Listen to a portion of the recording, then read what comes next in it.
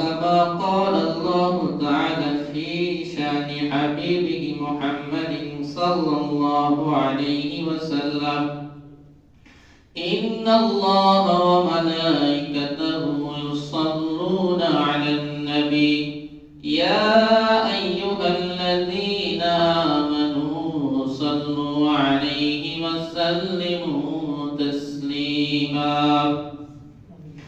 اللهم صل على محمد وعلى آل محمد كما صليت على إبراهيم وعلى آل إبراهيم إنك حميد مجيد اللهم بارك على محمد وعلى آل محمد كما باركت على إبراهيم وعلى آل إبراهيم إنك حميد مجيد سبحانك لا علم لنا إلا ما علمتنا إنك أنت العزيز الحكيم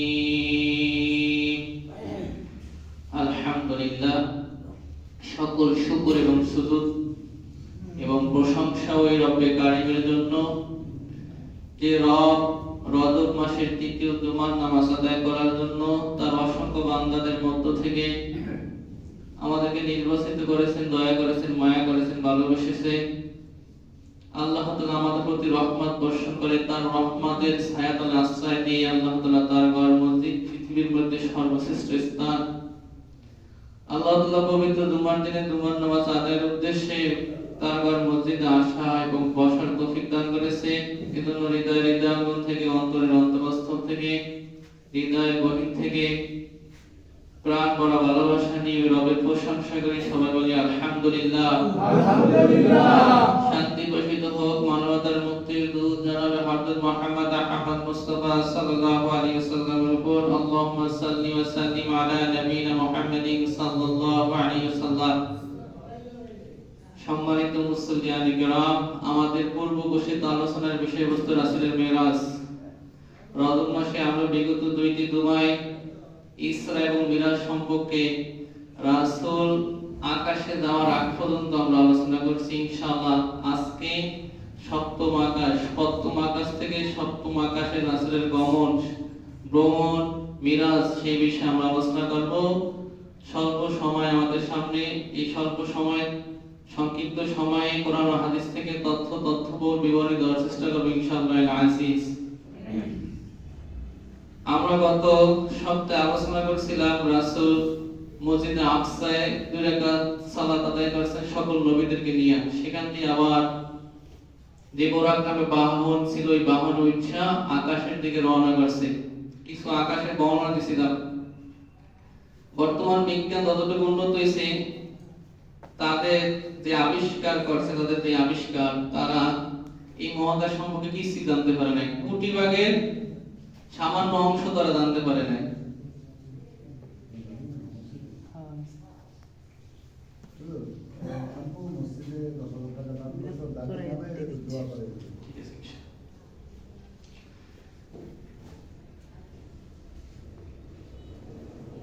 বিজ্ঞান যে আবিষ্কার করছে, বিজ্ঞান মহাকাশের যে ফুটেজ, ছবি তুলছে, পিকচার তুলছে,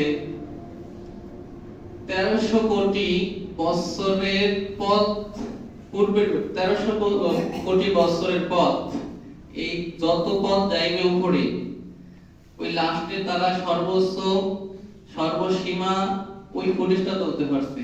তার উপরে তারা ফুটেজ তুলতে পারে না। তার মানে মহাকাশ সম্পর্কে তারা কিছুই জানে না। আমরা মনে করছি চাঁদে গেছে, এখন তো কিছুদিন আগে সূর্যে গেল, সূর্যে তারা মহাকাশ যান পাঠাইছে। সূর্য পৃথিবী থেকে মানে মহাকাশ, আকাশ তুলনায় খুবই কাছে সূর্য।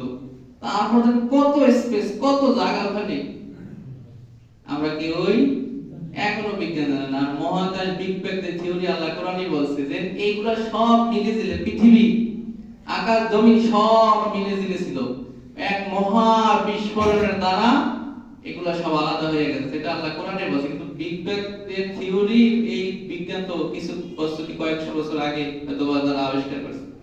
1400 বছর আগে আল্লাহ তাআলা আবিষ্কার করেছেন। পৃথিবী আকাশ তুলনায় কতটুকু? খুবই খুবই ছোট, একেবারে ক্ষুদ্র। প্রথম আকাশ দ্বিতীয় আকাশের মধ্যে গত সপ্তাহে আলোচনা করছি। দ্বিতীয় আকাশকে যদি, প্রথম আকাশকে যদি দ্বিতীয় আকাশের মধ্যে ফেলে দেওয়া হয়, তাহলে মরুভূমি, বিশাল বড় মরুভূমিতে একটা আংটি ফেলে দিলে যতটুকু জায়গা দখল করবে, প্রথম আকাশটা ঠিক দ্বিতীয় আকাশের মধ্যে অতটুকু জায়গা দখল করবে। এভাবে আল্লাহ বলেন, আল্লাহ দিচ্ছেন কুরসি, আরশ, আকাশ, সাত আকাশ, সাত জমিন, সবগুলোকে যদি একত্রিত করা হয়, তাহলে যদি আল্লাহর চেয়ারের ওখানে ফেলে দেওয়া হয়, তাহলে এই সব আকাশ জমিন আল্লাহর যত সৃষ্টি আছে, সেখানে আল্লাহর চেয়ারের সামনে যদি ফেলে দেওয়া হয়, সবগুলা মিলিয়া মরুভূমিতে একটা আংটি ফেলে যতটুকু জায়গা দখল করবে, আল্লাহর কুরসির ওখানে যদি ফেলে দেওয়া হয়, সকল সৃষ্টিকুলকে একত্রিত করিয়া, তাহলে অতটুকু জায়গা দখল করবে। তার মানে আল্লাহর কুরসিটা কত বড়, আল্লাহ কত বড়। কুরসিয়ুস সামাওয়াতি ওয়াল আরদ ওয়া লা ইয়াউদুহু হিফযুহুমা ওয়া হুয়াল আলিয়্যুল আযীম। রব্বুল আলামিন 3 নম্বর পারা 2 নম্বর সূরা বাকারা 255 নম্বর আয়াত আমরা সবাই পারি, আয়াতুল কুরসি। সেখানে আল্লাহ তাআলা বলতেছেন, কুরসিয়ুস সামাওয়াতি ওয়াল আরদ ওয়া লা ইয়াউদুহু হিফযুহুমা ওয়া হুয়াল আলিয়্যুল আযীম। আল্লাহর যে চেয়ার, এটা হলো আকাশ জমিন যা কিছু আছে তার থেকে বহু গুণে বড়। সুবহানাল্লাহ। আল্লাহ তাআলা আকাশ জমিন পরিচালনা করতে গিয়ে কখনো আল্লাহ হয়রান হয়ে যায় না, ব্যর্থ হয়ে যায় না, ক্লান্ত হয়ে যায় না। লা তাখুযুহু সিনাতুন ওয়া লা নাওম। আল্লাহ এমন আল্লাহ, তার তন্দ্রা নাই, তার নিদ্রা নাই, তার আহার নাই, তার খাবার গ্রহণ করা লাগে না, তার কোনো ক্লান্তি নাই, তার কোনো হয়রান নাই। আল্লাহ অনায়াসী, আল্লাহ তাআলা সবকিছু পরিচালনা করতে পারে। কারো সাহায্যের আল্লাহর প্রয়োজন নাই, আছে? আছে। আল্লাহ জিবরাইলকে নামাইতে পারতেন, মুহাম্মদ সাল্লাল্লাহু আলাইহি ওয়াসাল্লাম আল্লাহ মিরাজে নেবে কোনো বাহন ছাড়াই আল্লাহ উঠে নিতে পারতেন। কিন্তু আল্লাহ একটা সিস্টেম নিছে। আল্লাহ নিজেই সক্ষম, নিজেই কাদির, আজিজ। আল্লাহ রাসূল বাইতুল মুকাদ্দাসে 2 রাকাত নামাজ আদায় করার পর এবার রওনা শুরু করলো। আজকে আমাদের আলোচনা ওখান থেকে।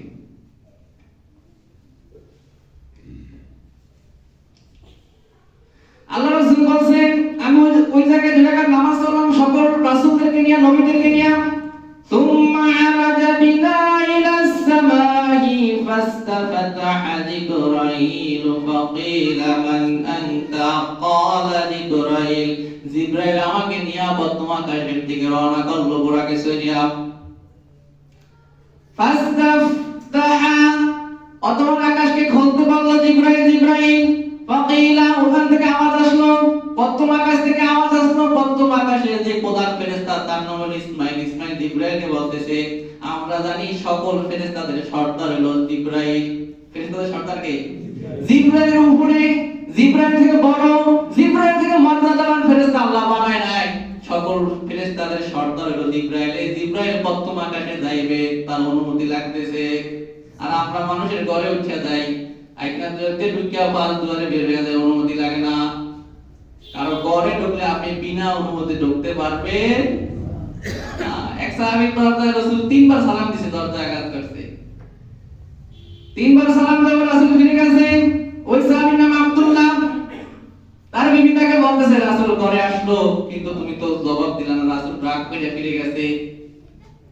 পিছন থেকে রাসূলকে ডাকে বলে, রাসূল দাঁড়ান, আপনি মনে কষ্ট হয়েছে না, আপনি আমাকে 3 বার ডাকছেন। রাসূল ফাতেমা দরজা ছেড়ে যাইতে যায় না, অনুমতি লাগবে। কেন তুমি আমার সালামের জবাব দেওয়ার অনুমতি দাও না? বলছে, রাসূল আমার কাপড় হলো একটা। কাপড় হলো কয়টা? একটা। আমি যখন বাইরে বের হই তখন আমার স্ত্রীকে কাপড়টা দেই, আমি কাপড়টা নেই। স্ত্রী একটা গর্ত আছে ঘরের মধ্যে, গর্তের মধ্যে স্ত্রী উলঙ্গ বসে থাকে। স্ত্রী নামাজ পড়বে, আমি নামাজ পড়ে মসজিদ থেকে আসছি, তারপর স্ত্রী নামাজ পড়বে, আমার কাপড়টা আমি স্ত্রীকে দিলাম, আমি গর্তের মধ্যে, আমি যেন অনুমতি দিব আপনাকে ঘরের মধ্যে ঢুকাই, ওই পরিবেশ ছিল না। এইজন্য আল্লাহ রাসূল আমি আপনাকে অনুমতি দিতে পারি। সাহাবীদের অবস্থা কি ছিল দেখেন। তারপর তারা ইসলাম পরিপূর্ণভাবে মানছে। এবার ইসমাইলকে বলতেছে, ইসমাইল আকাশের দরজা খোলো। ইসমাইল বলতেছে আপনি কে? ফাকিলা মান আনতা, আপনি কে? ক্বালা জিবরাইল। জিবরাইল বলতেছে আমি জিবরাইল। জিবরাইল পারতো না এই দরজাগুলো, আমি জিবরাইল, কি কথা বলতে পারতো না। এবার জিবরাইলকে ইসমাইল প্রশ্ন করতেছে কিলা মান আনতা ওয়া মান মাআকা, আপনার সাথে কে? ক্বালা মুহাম্মদ সাল্লাল্লাহু আলাইহি ওয়াসাল্লাম। জিবরাইল বলল আমার সাথে একজন ব্যক্তিকে আমি নিয়ে আসছি যিনি আল্লাহর পরে শ্রেষ্ঠ, সকল মানুষ, সকল জিন, সকল ফেরেশতা, সকল সৃষ্টিকুল থেকেও শ্রেষ্ঠ, তার মর্যাদা, সে হলো মুহাম্মদ, তাকে আজকে আমি নিয়ে আসছি। এবার জিবরাইলকে ওই ইসমাইল নামে ফেরেশতা বলতেছে, এবার তাকে বলতেছে কিলা ওয়াকাদ বুইসা ইলাই, আপনাকে কি আল্লাহ তাকে আনতে পাঠাইছে? এই প্রশ্ন জিবরাইলকে করছে। জিবরাইল সাথে সাথে বলতেছে কাদ বুইসা ইলাইহি, হ্যাঁ আমাকে আজকে তাকে আনতে পাঠানো হয়েছে, আজকে সে আল্লাহর সাথে দেখা করবে, আল্লাহ তাকে ডাকছে। সুবহানাল্লাহ। فافتحتها لنا فإذا نبي آدم فرحب بي ودعاني, আমার জন্য আকাশের দরজাগুলো খুলে দেওয়া হলো। ওই বোরাককে নিয়ে আকাশের সিঁড়ির মধ্যে উঠলাম, অটোমেটিক সিঁড়ি দিনা দ্বিতীয় বাহন, ওই লিফট উঠে গেল আমাকে নিয়ে আকাশে। সেখানে আমি দেখতে পেলাম ফাইদা আনা বি আদম, আদম আলাইহিস সালামকে, আমাদের আদি পিতা আদম আলাইহিস সালামকে দেখার পরে আদম আলাইহিস সালাম আমাকে সালাম দিল, আমাকে বলল মারহাবা, স্বাগতম, হে আমার নেককার সন্তান, হে আদর্শ নবী, হে মর্যাদাবান নবী, হে নবী কুলের সর্দার, সাইয়্যিদুল মুরসালিন, খাতামান নবী, আপনি আমার সালাম গ্রহণ করেন। ওয়াদাআ বিখাইর, ওয়াদাআলি বিখাইর, আমার জন্য আদম আলাইহিস সালাম দোয়া করলো। দোয়া করার পর আমি আদম আলাইহিস সালামকে দেখতেছি, সে ডান দিকে তাকাইতেছে, হাসতেছে, দাহিকা, আর বাম দিকে তাকাইছে, বাঁকা, সে কাঁদতেছে। আমি জিবরাইলকে জিজ্ঞেস করলাম আদম আলাইহিস সালাম কেন ডান দিকে তাকায়া হাসে আর বাম দিকে তাকায়া কাঁদে? তখন জিবরাইল আলাইহিস সালাম আমাকে বলল যখন সে ডান দিকে তাকায় তখন সে তার জান্নাতি যে সন্তানরা আছে তাদেরকে দেখতে পায়, তাদের আনন্দ দেখা, তাদের উল্লাস দেখা, তাদের নাম দেখে আদম আলাইহিস সালাম হাসে। আর বাম দিকে যখন তাকায় তখন জাহান্নামী তার যে সন্তানরা আছে তাদেরকে সে দেখতে পায়, এজন্য বাম দিকে তাকায় কাঁদে। আল্লাহ তাআলা আমাদের সবাইকে আদম আলাইহিস সালামের ডান দিকের দলের কবুল করুক। আমিন। থাকছে না ডান দিকে ইনশাআল্লাহ। فَإِمَّا يَأْتِيَنَّ مِنكُمْ هُدًى فَمَنْ تَبِعَ هُدَايَ فَلَا خَوْفٌ عَلَيْهِمْ وَلَا هُمْ يَحْزَنُونَ। যখন আদম আলাইহিস সালামকে আল্লাহ তাআলা জান্নাত থেকে বের করে দিয়েছে, বের করে দেওয়ার পর আল্লাহ একটা নীতিমালা দিয়েছেন, আদম فَإِمَّا يَأْتِيَنَّ مِنكُمْ هُدًى فَمَنْ تَبِعَ هُدَايَ فَلَا خَوْفٌ عَلَيْهِمْ وَلَا هُمْ يَحْزَنُونَ। হে আদম শুনে রাখো, তোমার সন্তানদেরকে এলান করে দিবা তোমাদের বাড়ি হলো জান্নাত, তোমরা জান্নাতের ওয়ারিস। তোমাকে একটা নীতিমালা দিয়ে দিলাম, তোমাদের কাছে হেদায়েতের বাণী কোরআন আসবে, ইনজিল আসবে, তাওরাত আসবে, জাবুর আসবে, এরকম অসংখ্য সহিহ আসমানি কিতাব আসবে। সেই কিতাবের নীতিমালা অনুযায়ী যে জীবন পরিচালনা করবে তাকে আবার জান্নাতে ফিরিয়ে দেওয়া হবে। ফালা খাউফুন আলাইহিম, তার কোনো ভয় নাই, ওয়ালা হুম ইয়াহজানুন, তার কোনো দুঃখ নাই, আবার তুমি জান্নাতে আসতে পারবা। মান ইহতাদা ফাইন্নামা ইয়াহতাদি লিনাফসি ওয়া মান দাল্লা ফাইন্নামা ইয়াদিল্লু আলাইহা ওয়ালা তাজিরু ওয়াজিরাতুন উযরা উখরা। আল্লাহ 15 নম্বর পারার 17 নম্বর সূরা বনী ইসরাঈল 15 নম্বর আয়াতে বলতেছে মান ইহতাদা ফাইন্নামা ইয়াহতাদি লিনাফসি, কেউ যদি সত্যের পথে চলে, কোরআনের আলোকে জীবন গড়ে, সত্য অনুযায়ী জীবন গড়ে, ন্যায়ের পক্ষে থাকে, তাহলে সে তার মঙ্গলের জন্যই করলো। ওয়া মান দাল্লা ফাইন্নামা ইয়াদিল্লু আলাইহা, অথবা কেউ যদি গোমরাহি হয়ে যায়, কেউ যদি আল্লাহর পথ থেকে সরে দাঁড়ায়, কেউ যদি আল্লাহর নীতিমালা থেকে সরে দাঁড়ায়, কেউ যদি শয়তানের পূজা করে, শয়তানের আরাধনা করে, শয়তানকে মানে, শয়তানকে আইডল মানে, নেতা মানে, তাহলে তার অমঙ্গলের জন্য সেই কাজ করলো, সে তার নিজের জন্যই দায়ী, এজন্য আল্লাহ দায়ী না। ওয়ালা تزر وازرة وزر أخرى وما كنا معذبين حتى نبعث رسولا আল্লাহ বলতেছে আমি কোন মানুষকে শাস্তি দিব না যতক্ষণ পর্যন্ত না তাদের কাছে আমি বার্তা প্রেরণ করব। সে সত্যের কথা শুনবে, মানলে মানব, না মানলে না মানলে, এটা তার ব্যাপার। যদি মানে তাহলে আদম আলাইহিস সালামের ডান দিকে সে থাকতে পারবে, আর না মানলে বাম দিকে। এবার আবার রওনা করলো জিবরাইল আলাইহিস সালাম। ثم عرج بنا إلى السماء الثانية فاستفتح جبرائيل عليه السلام আবার দ্বিতীয় আকাশে জিবরাইল আলাইহিস সালাম তাকে নিয়ে রওনা করলো। এবার আকাশে গিয়া দ্বিতীয় আকাশে কিভাবে বলতেছে, করাকাত করতেছে, দরজায় নক করতেছে। ফাকিলা ওয়া মান আনতা, ওখান থেকে আলাম আসলো, ওখান থেকে বললো যে কে? ক্বালা জিবরাইল, জিবরাইল বলতেছে দ্বিতীয় আকাশের ফেরেশতা, দ্বিতীয় আকাশের রক্ষক, সে বলতেছে দরজাতে রক্ষক, পাহারাদার, সে বলতেছে কে? বলছে ক্বালা জিবরাইল, জিবরাইল বলতেছে আনা জিবরাইল, আমি জিবরাইল। কিলা ওয়া মান মা, আপনার সাথে কে? ক্বালা মুহাম্মদ, দ্বিতীয় আকাশে একভাবে জিবরাইল আলাইহিস সালাম বলল আমার সাথে মুহাম্মদ সাল্লাল্লাহু আলাইহি ওয়াসাল্লাম আসছে।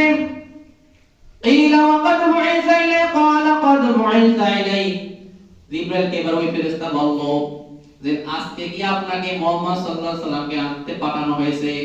জিবরাইল বলল হ্যাঁ, আজকে মুহাম্মদ সাল্লাল্লাহু আলাইহি সাল্লামকে আনতে আমাকে আল্লাহ তাআলা পৃথিবীতে পাঠাইছেন।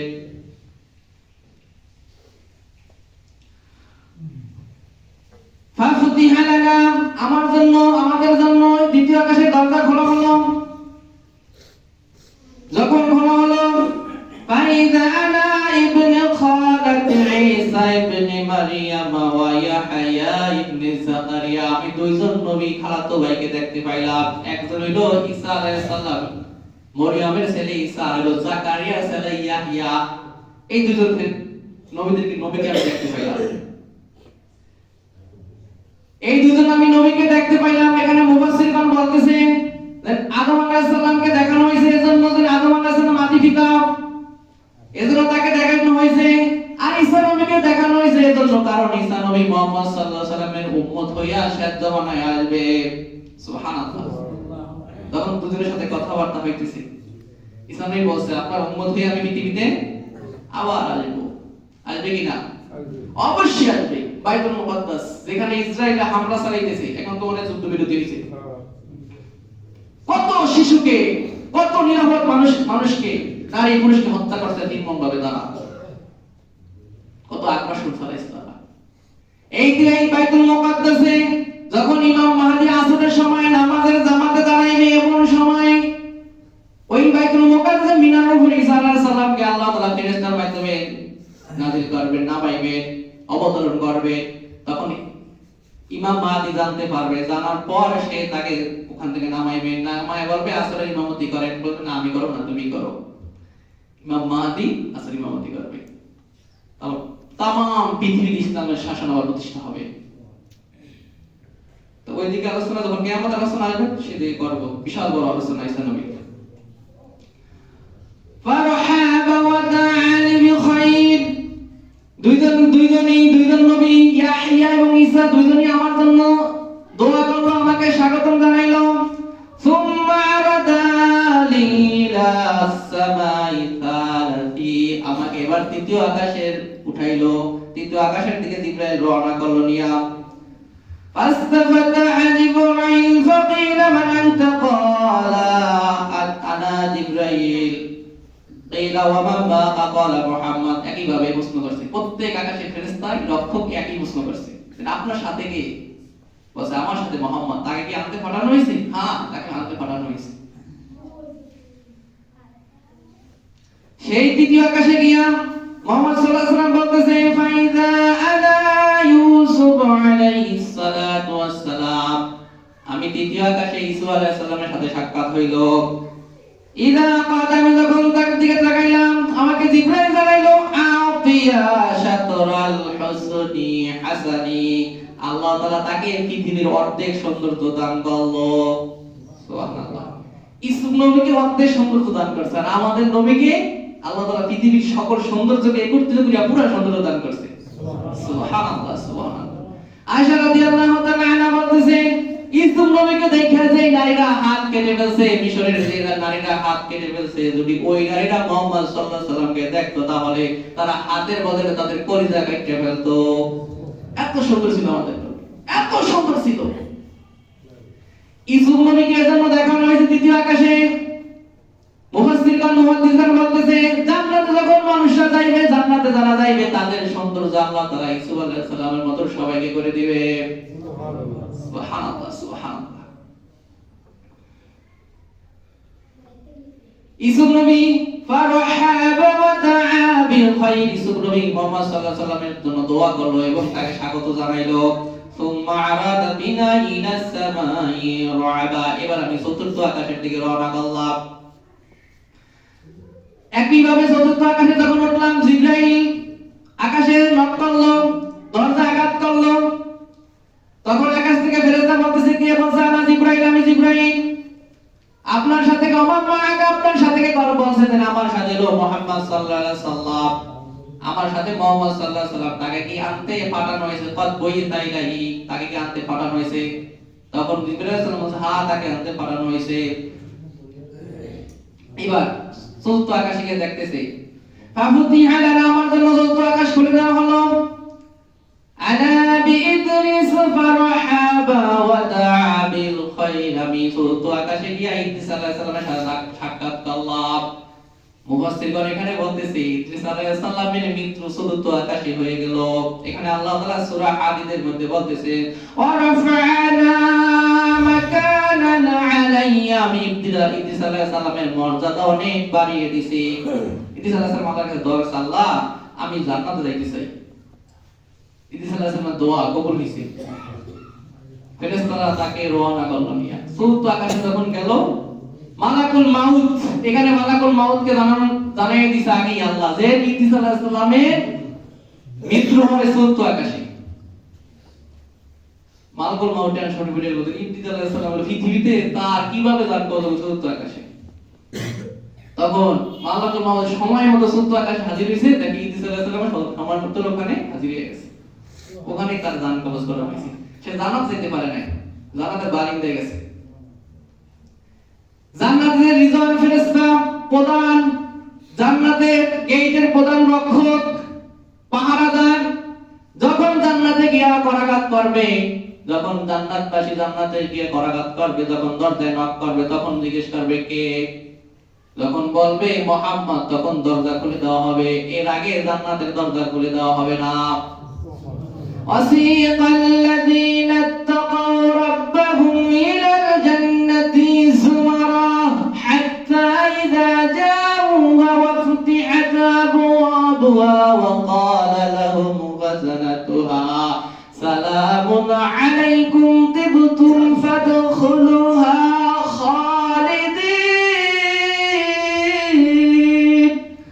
রব্বুল আলামিন 24 নম্বর এবং 39 নম্বর সূরা জুমারের 73 নম্বর আয়াতে বলতেছেন, যখন মুত্তাকিদেরকে জান্নাতে মারহাবা মারহাবা বলতে বলতে তাদেরকে আনন্দ চিত্তে যখন তাদেরকে হাকিয়ে নেওয়া হবে, সম্মান জানাইতে জানাইতে, তখন ফেরেশতারা তাদেরকে বলবে, ওয়াসিকাল্লাযীনা তাকাউ রাব্বাহুম ইলাল জান্নাতি যুমারা হাত্তা ইযা জাউহা ফুতিহাত আবওয়াবুহা ওয়া ক্বালা লাহুম খাযানাতুহা সালামুন আলাইকুম তিবতুম।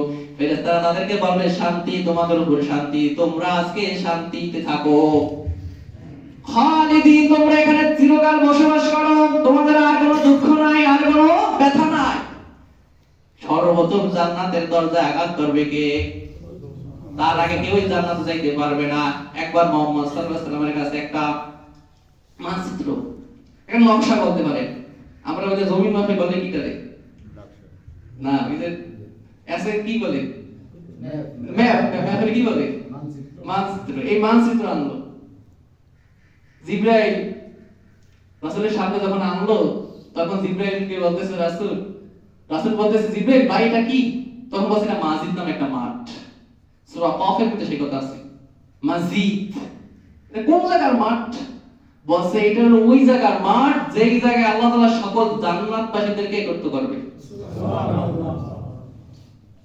জিবরাইল বলতেছে, মুহাম্মদ সাল্লাল্লাহু আলাইহি ওয়াসাল্লাম আমার ভাই, হে সাইয়্যিদুল মুরসালিন, আপনি কি জানেন এই মাঠ সম্পর্কে? আল্লাহ যখন আমাকে সৃষ্টি করলো তখন আমি এই মাঠ সম্পর্কে জানতে চাইলাম আল্লাহর কাছে, আমি সেজদায় পড়ে গেলাম। আল্লাহ বলে তাহলে জেনে আসো, তুমি মাঠে ভ্রমণ করে আসো। আল্লাহ তাআলা আমাকে 600 পাখা দান করছে, 600 ডানা দান করছে। আমার ডানার এমন পাওয়ার, এমন শক্তি, যদি আমি আকাশে একটা দাওয়াতে তাহলে আকাশ ভেঙে যাইবে, তো পাওয়ার আল্লাহ আমাকে ডানা দিছে। আমি পৃথিবীতে উল্টে যাইতে পারি, এই ক্ষমতা আল্লাহ আমাকে দিছে। আমি একটা দানা দিয়ে ওড়া শুরু করলাম মাজিদ নামে মাঠের আমি কত জায়গাটা দেখার জন্য। আমি একটা দানা প্রথম মেললাম, দানা দিয়ে উঠতেছি, এক দানার শক্তি শেষ। এরকম করতে করতে 2 দানার শক্তি শেষ, 3 দানার শক্তি শেষ, 10, 20, 30, 100, 200, 300, 400, 500, 600 সব দানার শক্তি শেষ। এবার নিশক্তি হয়ে আমি মাঠের মধ্যে পড়ে গেলাম। এবার আল্লাহ ওই মাঠের মধ্যে পড়ে গিয়ে আমি সেজদায় গেলাম। সেজদায় গিয়ে রব্বকে বললাম, রব আমি মাঠের কতটুকু আসছি? তখন আল্লাহ বলতেছেন, জিবরাইল তুমি মাঠের এক কোণাও পার হইতে পারো নাই। তারপরে জান্নাতের ওই মাঠটা কত বড় হবে, বিশাল বড় মাঠ, সকল জান্নাতবাসীদেরকে আল্লাহ একত্রিত করবে। সেখানে গজল গাইবে মিকাইল আলাইহিস সালাম, আর 3 জনে কোরআন তেলাওয়াত করবেন। কয়জন? প্রথম কোরআন তেলাওয়াত করবে দাউদ আলাইহিস সালাম, দ্বিতীয়বার কোরআন তেলাওয়াত করবে মুহাম্মদ সাল্লাল্লাহু আলাইহি সাল্লাম, আর তৃতীয়বার কোরআন তেলাওয়াত করবেন স্বয়ং আল্লাহ। সুবহানাল্লাহ। আল্লাহর মুখে কোরআন তেলাওয়াত শুনতে চান? আল্লাহ সূরা আর রহমান তেলাওয়াত করে শোনাবে। দাউদ আলাইহিস সালামের কথা কণ্ঠ এত সুন্দর। দাউদ আলাইহিস সালাম যখন জাবুর কিতাব পাঠ করে তখন আকাশের পাখি, বনের পশু, মাছ, পানির মাছ, সকল কিছু ওই শনিবার দিন আইসা ওই দাউদ আলাইহিস সালাম যেখানে তেলাওয়াত করতো সেখানে এসে সবাই শুনতো। আল্লাহ তাআলা বলে, দাউদ তোমাকে আমি এত সুন্দর কণ্ঠ দান করলাম, তুমি জাবুর কিতাব তেলাওয়াত করলা, আজকে আমার এই জান্নাতি বান্দাদেরকে তুমি কোরআন পাঠ করে শোনাও। এখন দাউদ আলাইহিস সালাম বলবেন 29 নম্বর পারা 67 নম্বর সূরা মূল 30 আয়াত পাঠ করবেন। তাবারাকাল্লাযী বিয়াদিহিল মুলকু ওয়া হুয়া আলা কুল্লি শাইইন কাদির আল্লাযী খালাকাল মাউতা ওয়াল হায়াতা লিয়াবলুয়াকুম আইয়ুকুম আহসানু আমালা। দাউদ আলাইহিস সালাম যখন পাঠ করবেন 50,000 বছর কাটতে যাইবে। সুবহানাল্লাহ।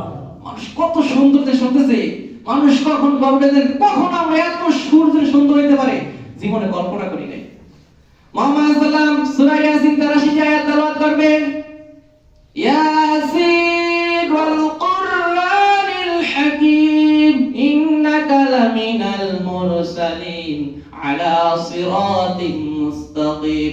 সর্বশেষ স্বয়ং আল্লাহ তাআলা তেলাওয়াত করবেন সূরা আর রহমান। الرحمن علم القرآن خلق الإنسان علمه البيان। আল্লাহ তাআলা যখন তেলাওয়াত করবে মানুষগুলা কোটি কোটি বছর কেটে যাবে, তাকায় থাকবে শুধু আল্লাহর দিকে, কি শুনতেছি। তাদের প্রত্যেকের জন্য আলাদা আলাদা সিংহাসন থাকবে, এরকম সিংহাসন। এখন ট্রাম্প ক্ষমতায় আসছে, ট্রাম্প যে সিংহাসনে বলবে এরকম সিংহাসন। ভারতের নরেন্দ্র মোদীর সিংহাসন, আমাদের অভ্যন্তরীণকালীন সরকার উপদেষ্টা ডক্টর ইউনূসের সিংহাসনের মতো সিংহাসন। কেমন সিংহাসন? রব্বুল আলামিন বলতেছে এমন সিংহাসন, সেই সিংহাসনের কথা আল্লাহ কোরআনে জানিয়ে দিয়েছে। তোমাদেরকে এমন সিংহাসন দেওয়া হবে জান্নাতে, সেই কথা আল্লাহ তাআলা 15 নম্বর পারা 18 নম্বর সূরা কাফের 31 নম্বর আয়াতে আল্লাহ তাআলা বলে দিয়েছে, উলাইকা লাহুম জান্নাতু আদনিন তাজরি মিন তাহতিহিমুল আনহার ইউহাল্লাউনা ফীহা মিন আসাওিরা মিন যাহাবিন ওয়া ইয়ালবাসুনা সিয়াবান মিন সুনদুসিন ওয়া ইস্তাবরাকিন মুত্তাকিনা আলাল আরাইক নি'মাত সাওয়াবু হাসনাত মুরতাফাকা। যারা ভালো কাজ করবে, যারা আল্লাহকে ভয় করবে, যারা সৎ কাজ করবে, যারা দুর্নীতি করবে না, তাদেরকে আল্লাহ তাআলা এমন জান্নাত দিবেন যেই জান্নাতের তলদেশে নহরসমূহ থাকবে, আর এই জান্নাতে এমন বড় বড় আসন থাকবে তাদের জন্য। মিন যাহাবি ওয়া ইস্তাবরাকিন মুত্তাকিনা আলাল আরাইক, যে সিংহাসনে আল্লাহ তাআলা সাজাবেন মুক্তা দ্বারা, মণি দ্বারা, স্বর্ণ দ্বারা বিশাল বড় সিংহাসন আল্লাহ বানায়া দিবেন। সুবহানাল্লাহ। সেখানে তাদের জন্য মদের ব্যবস্থা থাকবে, দুনিয়ার মদের মতো না। তারা জ্ঞান হারাবে না, কিন্তু শান্তি অনুভব করবে। সাহাবী জান্নাত যাইতে, আল্লাহ আমাদের প্রত্যেকে কবুল করুক। চতুর্থ আকাশে গিয়া ঈসা আলাইহিস সালামের সাথে দেখা হয়েছে, সেও তার জন্য দোয়া করছে। এবার পঞ্চম আকাশে উঠছে, আমার সময় হয়ে গেছে, আমি শান্তি বলতেছি। পঞ্চম আকাশে উঠছে, সেখানে গিয়ে দেখা হয়েছে হারুন আলাইহিস সালামের সাথে, সেও তার জন্য দোয়া করে তাকে স্বাগত জানাইছে। এবার ষষ্ঠ আকাশে দেখা হয়েছে মুসা আলাইহিস সালামের সাথে। সপ্তম আকাশে দেখা হয়েছে ইব্রাহিম আলাইহিস সালামের সাথে। সে সিদরাতুল মুনতাহা, বাইতুল মামুর, আল্লাহর একটা ঘর আছে, সেই ঘরের ব্যাপারে এই হাদিসে আসছে। আল্লাহ তাআলা বলতেছেন, আল্লাহ রাসূল বলতেছেন, ফাইদা ইয়াদখুলুহু কুল্লু ইয়াউমিন 70 আমসাকাল 70 আলফা মালাক। এমন একটা ঘর আছে বাইতুল মামুর নামে, সেই ঘরের মধ্যে 70,000 ফেরেশতা প্রতিদিন যায়। একবার যারা তাওয়াফ করে, দ্বিতীয়বার কিয়ামত আগে পৃথিবীর সৃষ্টি এবং জান্নাতে যাওয়ার আগেও তারা দ্বিতীয়বার পারবে না। প্রতি মুহূর্তে, প্রত্যেক দিন 70,000 ফেরেশতা কেউ বাইতুল মামুরে তাওয়াফ করে।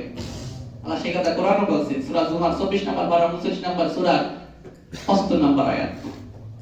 আল্লাহ তাআলা বলছেন, ওয়া তারাল মালাইকাতা হাফিনা মিন হাওলিল আরশি ইউসাব্বিহুনা বিহামদি রাব্বিহিম ওয়া কুদিয়া বাইনাহুম বিল হাক্কি ওয়া কিলা আলহামদুলিল্লাহি রাব্বিল আলামিন। ওয়া তারাল মালাইকাতা, আপনি দেখবেন ফেরেশতাদেরকে, ওয়া তারাল মালাইকাতা হাফিনা মিন হাওলিল আরশি ইউসাব্বিহুনা বিহামদি রাব্বিহিম, আল্লাহর আরশের চারপাশে ফেরেশতারা আল্লাহর তাসবিহ পাঠ করতেছে, আল্লাহর প্রশংসা করতেছে, আর সবার মধ্যে, সকল বান্দাদের মধ্যে আল্লাহ সুষ্ঠু বিচার করে দিবে। ওয়া কিলা আলহামদুলিল্লাহি রাব্বিল আলামিন, বলা হবে সকল প্রশংসা একজন, তিনি কে? আল্লাহ। প্রশংসা কার? আল্লাহ। মিরাজে গিয়া আল্লাহ তাআলা রাসূলকে অনেকগুলো নির্দেশন দেখাইছেন, তার মধ্যে একটা নির্দেশন হলো এক ব্যক্তিকে, আগামী জুমায় বলবো তো বলে শেষ করতে পারবো না, আল্লাহ রাসূল কি কি দেখছেন। এক ব্যক্তিকে রক্তের পানির মধ্যে হারাই, রক্ত নহরের মধ্যে, নদীর মধ্যে হারাইছে। ফালানোর পর সে নদীর মাঝখানে হাবুডুবু করতেছে আর রক্ত খাইতেছে, অবস্থা খুব খারাপ। সে সাঁতরায় কাঁচাইতেছে, আবার ফেরেশতারা বড় বড় আগুনের উল্কি পাথর মারে, আবার ভিতরে যায়। জিজ্ঞেস করছে, এটা কোন ব্যক্তি? বলে, এটা হারামখোর, এটা মানুষের জমি দখল করে খাইছে, মানুষের সম্পদ আত্মসাৎ করছে, ভুল বিচার করিয়া মানুষ থেকে টাকা নিছে। এরকম হয় না?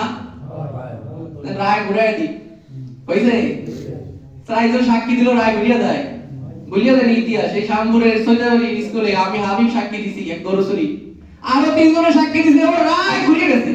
আরে 4 জন সাক্ষী দিলে তো সেটা বিচার প্রমাণিত হয়ে যায়। আসলে অনেকের মনে আছে, অনেকের আসলে স্কুলে আমি তো তখন স্যারের স্কুলে কুচি করাই, আমি দেখছি গরু চুরারে, এবারে আমাকে এলাকায় যায় না, এই রায় ঘুরিয়ে গেছে।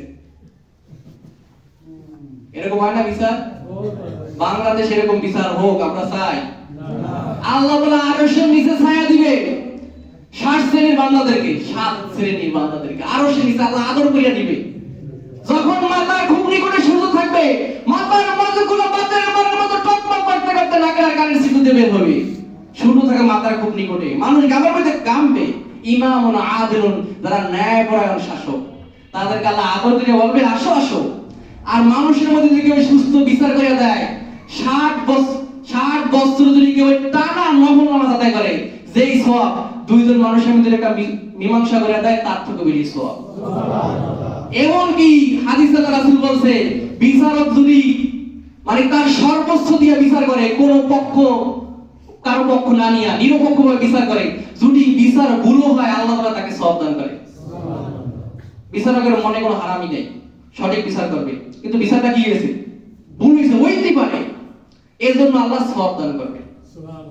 তো বিচারকের মর্যাদা আল্লাহ অনেক অনেক দান করছে। মিরাজের ঘটনার মধ্যে আছে কথা। আল্লাহ তাআলা হককে হক বুঝে আমার করার তৌফিক দান করুক। ইনশাআল্লাহ আগামী সপ্তাহে আমরা রাসূল কি কি দেখছে এই নির্দেশনগুলো বলবো ইনশাআল্লাহ।